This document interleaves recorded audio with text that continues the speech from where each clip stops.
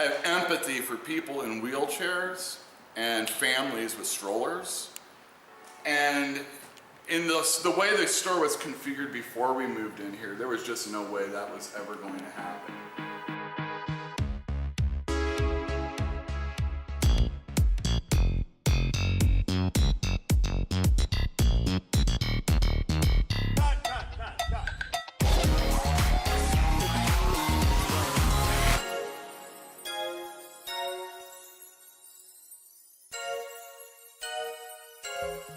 My name is Uel Carter.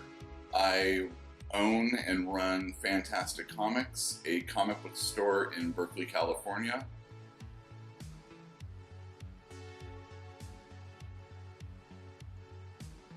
And these are our oversized books, A to Z. You can't really fit these on a normal bookshelf. These are artist editions. Look at this.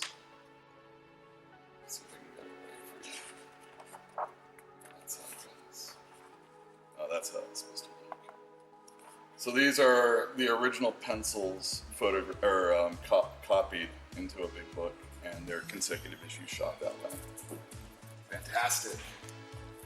We keep our strips up here, so Gasoline Alley. We don't carry a lot, but we'll carry Popeye. Here's Prince Valiant. I gotta admit, underground comics are not my forte, but I do know some. Definitely, without a doubt, the underground movement started in the Bay Area. As far as people that know even just a little bit, Robert Crumb was the shining star of the underground scene. Best way to read all those illustrators and artists and writers, was to get a Zap comic. And that's like Robert Williams, who was known for doing GNR covers amongst younger people. Older people. Underground comics aren't quite the same like it was then. Now it's independent as opposed to underground, and independent can mean that you have actually a company. Like a small company, Microcosm, is being distributed by Perseus, who is the company that we get No Brow from, which is a British company that specializes in illustrators all over the world working for them. I personally don't have any connection with slave labor. I know people or friends of mine that have worked for slave labor in the past. Yeah, Little Gloomy was a pretty cool book when I was working at Comic Relief. The creators also worked there. And that's what their side job was when they were not doing their comic books. Super awesome books that used to come out for them. I think they're mostly digital, but we still order copies of Johnny the Homicidal Maniac to this day. There are other creators in the Bay Area. I don't know everybody that's here, but possibly the person I most enjoy is an artist, Nick Dragotta. And he works on East of West with Jonathan Hickman. It's an Image comic book. That one's really good too. Usually I'd say anything Jonathan Hickman writes, I recommend. But yeah, Nick Dragotta, super awesome illustrator. He actually was one of the creators of that America comic I was talking about earlier. All right, so some creators from the Bay Area, past and present. We have Shannon Wheeler, who did Too Much Coffee Man in the past, which is awesome. It has real good philosophy kind of stuff going on in it, and it's silly but introspective. He most recently just came out with a book called Expletive, My President Says, and it's hilarious tweets from our president. Dan Clowes, who you may have seen on The Simpsons one time, he did a book called 8 Ball. He's most well known for the stories that ran in that called Ghost World. And he also has a movie coming out based on his book Wilson. That one's really funny. I highly recommend that. And then this is the Nick Dragotta illustrator that I was telling you about. Let's see if I can get a good page. That's his style. I like him a lot. And then everybody knows Robert Crumb. He did Fritz the Cat, did Zap, things like that. Robert Crumb, classic. If you didn't see the movie, you should see that too. Which was directed by Terry Zwigoff, who also did Ghost World. So, there you go. A Bay Area guy is Gene Yang. He's really well known for doing a book called American Born Chinese. And then most recently he did Boxers and Saints right here.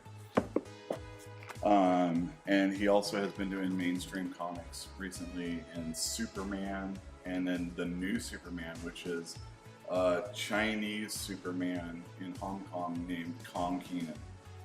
And that one's pretty good too. He's a real jerk kid too. It's fun. So this table, not only is it all non-superhero, but it, for the most part, should be either a memoir or nonfiction. So true life events occur here. Whether it be the rap yearbook, comics Black history in their own words, a book about films, or just Mouse,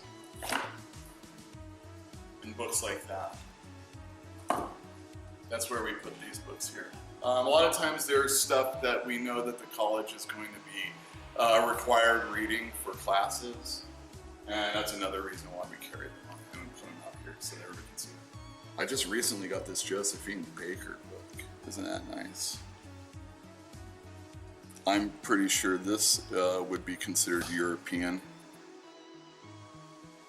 And this is from Self-Made Hero, which again is a small company that has an umbrella company that distributes their books. This economics book does really well for us. And then of course, we sell Mouse because it's being taught at the college, probably for like 15 years straight, which is awesome. Yeah, so these are the new all ages monthly comics that come out. So these are ones that come out weekly. And then when they're done being weekly, let's say My Little Pony, we put them all over here. I try not to jack up the prices for kids. For the adults, I have no problem with it. This table is, for the most part, independent books. Maybe books that have more of a slant towards the older reader, if only because of language or some of the subject matter. But it is also where we'll have our zines or mini comics.